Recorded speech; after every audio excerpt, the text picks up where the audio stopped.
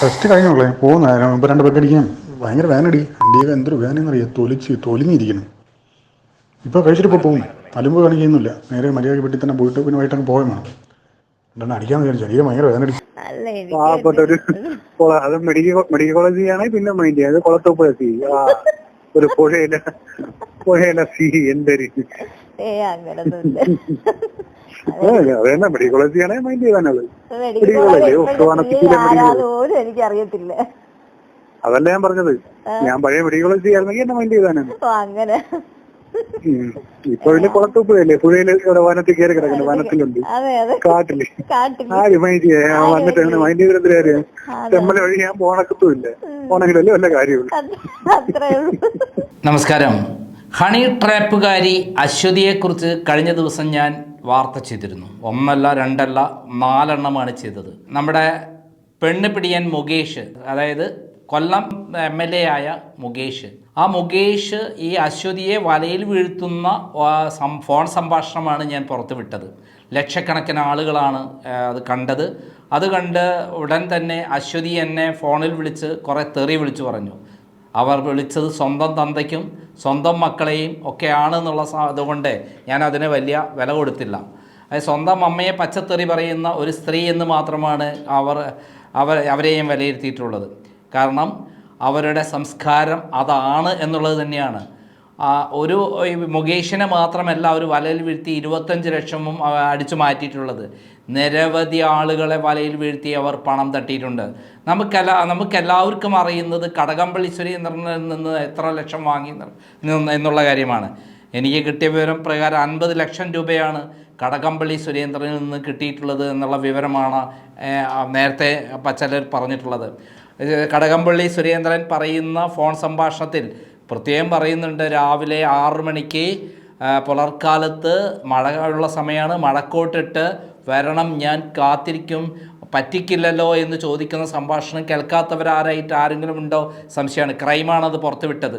കഴിഞ്ഞ നിയമസഭാ ഇലക്ഷൻ അതുണ്ടായിട്ട് പോലും അവിടുത്തെ CPMൻ്റെ അണികൾ കടകംപള്ളി സുരേന്ദ്രനെ വല്ലാതെ വിശ്വസിച്ചു പോയി എന്നുള്ളതാണ് സത്യം.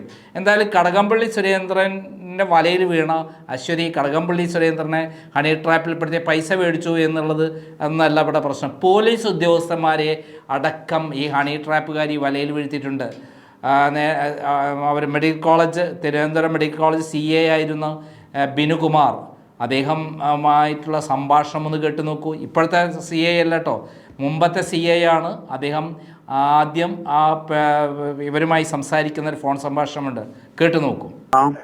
ഗുരുവായൂർ പോയില്ലേ? പിന്നെ ഗുരുവായൂർ പോയിട്ട് അങ്ങോട്ട് പോയി. ഗുരുവായൂരും പോയി, എന്നിട്ട് രാത്രി കഴിഞ്ഞ് വന്നപ്പോ പിന്നില്ല യാത്ര ക്ഷീണവും കാര്യങ്ങളും ഒക്കെ. പിന്നെ വീട്ടിലും പോയില്ല. ഞാൻ നാളെ പോയിനി വീട്ടിൽ.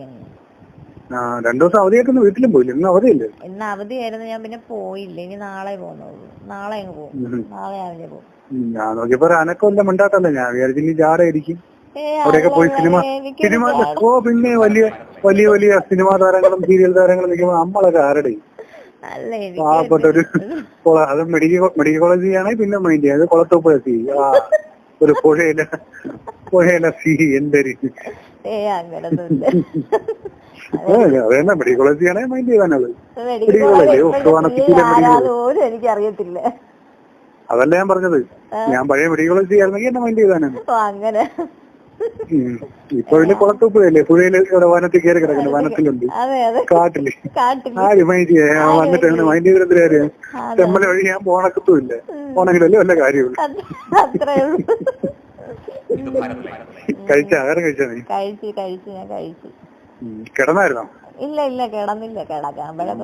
ഞാൻ കാണാത്തോണ്ടാ വിളിച്ചു. 2 ദിവസം കണ്ടില്ല. 13, 14, 15 ഉണ്ടായിരുന്നു. 16, 13, 14, 15 ഉണ്ടായിരുന്നു. പിന്നെ കണ്ടില്ല. ഞാൻ പിന്നെ ഇവിടുത്തെ തിരക്കല്ലേ, ഇവിടുത്തെ ഉത്സവം ഇന്നുകൊണ്ട് ലാസ്റ്റ് തീരുകൂടി ഗാനമേള. നാളെ തീരുള്ളൂ. ഇന്നുകൊണ്ട് പരിപാടി എല്ലാം കഴിയും. നാളെ പിന്നെ 8 മണിക്ക് രാത്രി അടയ്ക്കും. ഇന്നത്തെ ലാസ്റ്റ് ഗാനമേള. ഞാൻ വരുന്നതായിരുന്നു. എനിക്ക് ഈ കൊല്ലം വരാൻ, ഞാൻ എറണാകുളത്ത് പോകേണ്ട ഈ കൊല്ലം വരാനും പറ്റിയില്ല. അല്ലെങ്കിൽ എല്ലാ കൊല്ലവും വരുന്നതായിരുന്നു. തന്നല്ലേ? ഇത്തവണ എറണാകുളത്തായി പോയി. ഇത്തവണ എറണാകുളത്തായി പോയി. പിന്നെ അതുകൊണ്ട് പിന്നെ പോയത് കൊണ്ട് യാത്ര ആൾക്കാരെയൊക്കെ കാണാൻ പറ്റി. പിന്നെ എല്ലാരും പറഞ്ഞോട്ട് ലേമറഡിയനില് 3 ദിവസം ഫുഡും അക്കോമഡേഷനും ഒറ്റയ്ക്കാ പോയി. മറ്റേ യമുന ചേച്ചിയൊക്കെ ഉണ്ടായിരുന്നു, സീരിയൽ ആർട്ടിസ്റ്റ്. ഞാൻ കണ്ട് ഫോട്ടോ എല്ലാം ഞാൻ കണ്ട്. എന്റെ യമുനയുണ്ട്, എല്ലാ മുത്തശ്ശികളും ഉണ്ട്. ഞാൻ കാണുന്നുണ്ടല്ലോ അവള്. പിന്നെ എല്ലാവളും ഞാൻ കാണുന്നുണ്ട്. പിന്നെന്താ, സാറൊന്ന് വീട്ടിൽ പോകുന്നില്ലേ? ഇല്ല, ഇന്നിപ്പില്ല. ഗാനങ്ങൾ നടക്കുന്നുണ്ട്. ഇനി ഇലക്ഷൻ കഴിഞ്ഞിട്ടേ. ഇലക്ഷൻ കഴിഞ്ഞാലേ ചിലപ്പോ നടക്കുള്ളൂ. ഇടയ്ക്ക് ഒരു ദിവസം പോവും. ഒരു മിനിറ്റേ. അല്ലല്ല, വേണ്ട. കുഴപ്പമില്ല. പിന്നെ വേറെന്തേ? വേറൊന്നുമില്ല. പിന്നെ കിടന്നുറങ്ങിയോ? ഞാൻ കാണാത്തന്നെ വിളിച്ചത്. ഒരു അനക്കമില്ല. ഞാൻ വിചാരിച്ചു ജാടയൊക്കെ അടിച്ച് വിളിക്കാത്ത. ഞാൻ എന്തൊരു ജാടയാണ് കാണിച്ചില്ല, പറഞ്ഞു. ഇതുപോലെ ജാടയില്ലാത്തൊരു സിയെ എവിടെ കിട്ടും? എവിടെ കിട്ടത്തില്ല, സത്യമാ. പിന്നെ എനിക്ക് എന്തൊരു ജാടയാണ്? ഇല്ല, ഒരു ജാടയില്ല, സത്യമാ, ഒരു ജാടയില്ല. കേട്ടല്ലോ. അതിനുശേഷം സംഗമത്തിന് ശേഷം രണ്ടാമതായി അദ്ദേഹം പറയുന്നൊരു കാര്യമുണ്ട്. എൻ്റേതെല്ലാം ഉരിഞ്ഞുപോയി, വല്ലാതെ വേദന എടുക്കുന്നു എന്ന് പറഞ്ഞുകൊണ്ട് പറയുന്നൊരു സംഭാഷണമുണ്ട്. നമ്മുടെ ചിലരുടെ പല്ലിൻ്റെ ശക്തിയെ, പല്ലുപയോഗിക്കുമ്പോൾ ഉണ്ടാകുന്ന ശക്തി എന്താണെന്നറിയാലോ. ആ സമയത്ത് പല്ലാണോ മൂക്കാണോ ചവിടാണോ എന്ന് നോക്കില്ലല്ലോ. എന്തായാലും അതിൽ കീറിപ്പോയി അദ്ദേഹത്തിൻ്റെ ഒറിജിനൽ സാധനം എന്നുള്ളതാണ് അതിൽ നിന്ന് മനസ്സിലാക്കേണ്ടത്. നമുക്കൊന്ന് കേട്ടുവെക്കാം രണ്ടാം ഭാഗം. ടെസ്റ്റ് കഴിഞ്ഞോളേ പോകുന്ന ഇപ്പോൾ 2 പെഗ് അടിക്കാൻ ഭയങ്കര വേനടി. വണ്ടിയൊക്കെ എന്തൊരു വേനെന്നറിയാം, തൊലിഞ്ഞിരിക്കണം. ഇപ്പോൾ കഴിച്ചിട്ടിപ്പോൾ പോകും, അലുമ്പ് കാണിക്കുന്നില്ല. നേരെ മര്യാദയ്ക്ക് വീട്ടിൽ തന്നെ പോയിട്ട് പിന്നെ വൈകിട്ടങ്ങ് പോകാൻ വേണം. എന്താണ് അടിക്കാന്ന് വിചാരിച്ചു, ശരീരം ഭയങ്കര വേനടി. കേട്ടല്ലോ. ഇത് കഴിഞ്ഞാണ് നമ്മുടെ കഥാകാരി തൻ്റെ പരാതിയുമായിട്ട് രംഗപ്രവേശം ചെയ്യുന്നത്.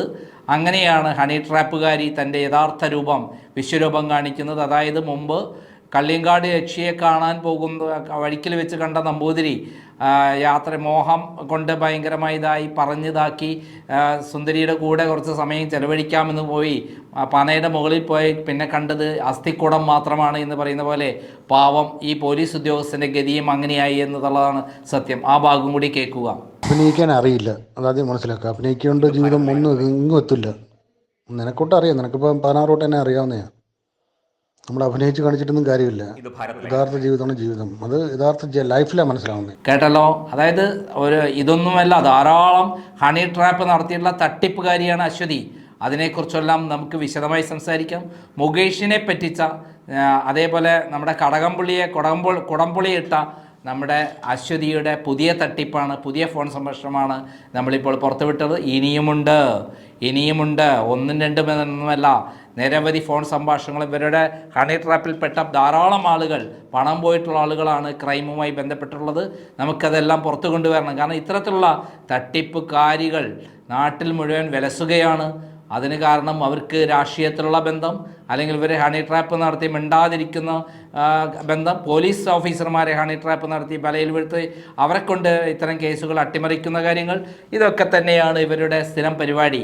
അതുകൊണ്ട് അവരെ പോലീസൊന്നും ചെയ്യില്ല എന്നുള്ള മിഥ്യാധാരണയാണ് ഇവർക്കുള്ളത്. എന്തായാലും ഹണി ട്രാപ്പുകാരി അശ്വതിയുടെ കഥ ഇവിടെ അവസാനിക്കുന്നില്ല. നന്ദി, നമസ്കാരം.